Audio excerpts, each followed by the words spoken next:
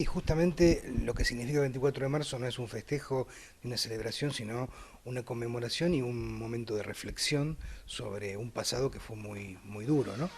Y si queremos explicarlo, por lo menos enmarcarlo para quien no tenga contacto con esta fecha tan terrible, podemos contar un poquito que en Argentina, a partir del año 55, cuando un golpe militar derroca a Juan Domingo Perón, se produce una larga década, más de una década, de una alternancia entre gobiernos militares y intentos de gobiernos republicanos muy débiles, que tiene que ver con que la medida que habían tomado los militares en ese momento era proscribir al peronismo, es decir, impedir que el peronismo pudiera presentarse a elecciones.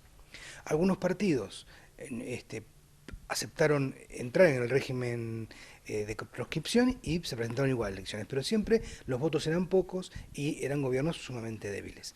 Y el partido militar, digamos, el ejército, la marina y la fuerza aérea, siempre estuvieron ahí intentando controlar a las medidas gubernamentales.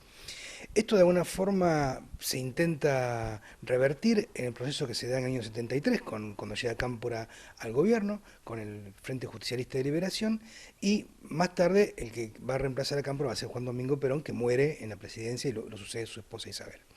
En un contexto de un gobierno bastante débil como fue el de Isabel, se prepara, ya desde antes incluso, se prepara el golpe militar, el golpe cívico-militar, porque había muchos sectores de la sociedad civil que apoyaban la idea de una interrupción de este proceso del peronismo. Y el 24 de marzo estalla este golpe. Y el golpe cívico-militar se da en un contexto de intervenciones militares en el resto de América Latina. Hay que pensar que tuvimos en el año 73 en Chile, ¿sí? Y en otros lugares de América Latina hubo una seguidilla de gobiernos militares impulsados por el gobierno norteamericano, por el gobierno de Estados Unidos, que puso dinero, que puso agentes, que puso recursos para que estos gobiernos, y sobre todo los legitimó a todos ellos. Es decir, los reconoció, les dio legitimidad. La diferencia que tuvo el golpe militar del 76 con otros golpes militares anteriores es la extrema crueldad con que combatió a sus supuestos adversarios, ¿sí? Es decir, lo que se generó planificado y ya desde antes es un plan sistemático de desaparición de personas. La desaparición de personas consiste en que un grupo policial, parapolicial o del ejército iba a la casa de un supuesto enemigo, adversario, sospechoso, lo detenía sin juicio, sin orden de un juez, lo llevaba a lugares secretos, que eran los campos de concentración o los distintos pozos en los cuales se depositaban estas personas, y lo torturaban o lo tenían preso durante muchísimo tiempo. Hay gente que fue muerta en este proceso, otros, algunos pocos fueron liberados, pero lo que se mostró es el plan sistemático con el cual se hizo esto, porque por lo menos hubo desaparecidos hasta 1980, 1981, es decir, del año 76 en adelante. Eh, por la fuerza que fue cobrando el colectivo de derechos humanos, las distintas agrupaciones de derechos humanos en Argentina, de las cuales rescatamos o por lo menos recordamos con más fuerza a las madres de Plaza de Mayo, a las abuelas de Plaza de Mayo, al Centro de Estudios Legales y Sociales, al Servicio de Paz y Justicia, por, hay otros más para nombrar, pero son muchos más, se generó una presión exterior en Europa especialmente para que se blanquee el tema de los detenidos desaparecidos, para frenar con la represión. Esto, la dictadura resistió mucho, el gobierno militar resistió mucho a que entren observadores extranjeros, pero ya empezaron a venir observadores extranjeros para el año del Mundial 78, que recibieron muchas denuncias y que se empezó a ver con claridad qué estaba sucediendo. Esto, por supuesto, empezó en algunos círculos y era muy difícil que se difunda porque había un cerco muy grande en los medios de comunicación. Los medios de comunicación pertenecían uno al ejército, uno a la marina, uno al poder ejecutivo y otro a la iglesia, así de sencillo. Es decir, eran los cuatro canales de televisión de aire que funcionaban en ese momento. Y bueno, lo que estamos conmemorando es esa habilitación que se le dio desde afuera y también desde adentro, desde el sector interno. Hubo muchos grupos políticos que adhirieron a esta dictadura. Estamos conmemorando esta salvaje dictadura que se llevó a muchísima gente desaparecida y muerta. Sumado a esto, otras crueldades que hizo el Estado argentino en ese momento fue, por ejemplo, el plan sistemático para la detención para desaparición de bebés, ¿sí? Ujú. Eh, Esto fue asumido como causa por las abuelas de Plaza de Mayo, que vieron que sus nietos se habían desaparecido tal vez con sus hijos, con los padres de ellos, y se emprendió toda una lucha para recuperar estos bebés. En la Ujú. actualidad se han recuperado 119, ¿sí? De los supuestos, el cálculo que está haciendo es entre 300 y 400 que fueron secuestrados, por lo menos denunciados. Eh, este proceso de una manera de memoria fue detenido durante todo este largo, después de la recuperación de la democracia, después del 83. En principio habría que mencionar que una de las primeras medidas del presidente Alfonsín en el 83 es someter a juicio a las juntas militares, ¿sí? Justamente la muestra fotográfica que está desarrollando el instituto tiene que ver con ese juicio a las juntas, ¿sí? Fue una medida audaz del presidente Alfonsín, importantísima, y que fue basada en un informe de una comisión que trabajó sobre la desaparición de personas.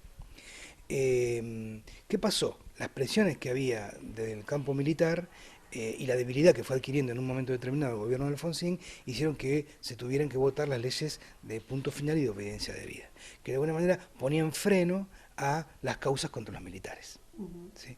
Y esto termina el retroceso con respecto a los derechos humanos, termina con la presidencia de Menem cuando se indulta a todos los militares que estaban presos en ese momento. ¿Sí? O sea que hubo un momento de retracción de toda la política de derechos humanos, de toda, yo diría, la adquisición de los derechos humanos que se había dado en Argentina, y gradualmente la lucha continúa, las madres siguieron, las abuelas siguieron, los organismos siguieron, y especialmente a partir del año 2003 hay una recuperación de estos derechos, pues se reanudan todos los juicios a la Junta, se deroga la ley de obediencia debida y de punto final, se derogan los indultos y entonces se comienzan una serie de juicios que han puesto presos a la mayor parte de los delincuentes que habían hecho la desaparición de personas. Ujú. Lo más crudo de esto, lo más duro tal vez de entender, es que fue el propio Estado el que mató a la gente, a los ciudadanos. Ujú. ¿Sí? Fue el propio Estado el que no pudo tolerar el disenso, no pudo tolerar el conflicto y decidió suprimir a una parte de la población. Ujú. José, también, bueno, se suma el desguace que se le generó al Estado, un Estado que se endeudó y que hoy por hoy todavía los argentinos estamos pagando y tenemos deudas que parecen ser eternas para nosotros de ese momento de este Estado militar, ¿no?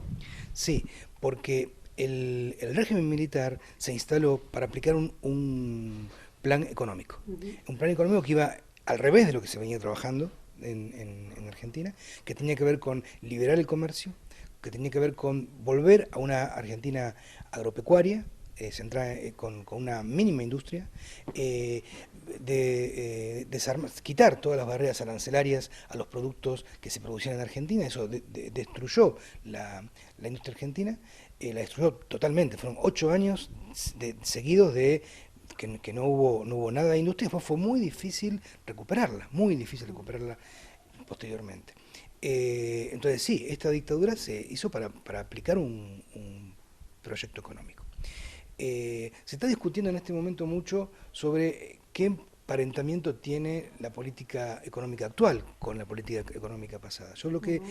diría, para ser riguroso, es que si bien no es lo mismo, son ese mismo bloque de poder el que actuó durante la dictadura, el que actuó durante el gobierno de Menem y el proyecto neoliberal, y el que está en la actualidad. La diferencia es que este proyecto llegó al gobierno por las urnas, llegó al gobierno por mecanismos republicanos, ¿sí? No utilizó de ninguna manera la fuerza, y eso es un cambio importante en el proceso histórico argentino. Esto no quita que dejemos de ver qué medidas se toman y en qué sentido se toman y a quién favorecen. Ujú. José, mañana, bueno, un día importante de actividades. Contanos qué actividades se van a desarrollar en principio en el Bolsón para convocar a la gente, ¿no? En este día de reflexión. Sí, podemos empezar ya, para el que quiera participar de algunas actividades. Hoy hay una muestra sobre el juicio de las juntas que está en el Instituto de Formación Docente, otra muestra sobre fotográfica que está funcionando, también sobre dictadura, que está funcionando en los pasillos de la Universidad Nacional de Río Negro. Hoy hay una película, se pasaron una película alusiva en la Casa del Bicentenario, y mañana a las 5 de la tarde nos congregamos las organizaciones, instituciones, organizaciones educativas, sociales, políticas, en la Plaza Pagano. Estamos trabajando desde hace mucho tiempo con una gran cantidad de organizaciones para ponernos de acuerdo y hacer una conmemoración en conjunto de todos. Así que mañana creo que va a ser un día importante porque vamos a ir muchos, van a ir organizaciones, vamos a llevar banderas, va a haber un acompañamiento de la murga, de copleras, una serie de actividades, y vamos a recorrer el centro de la ciudad.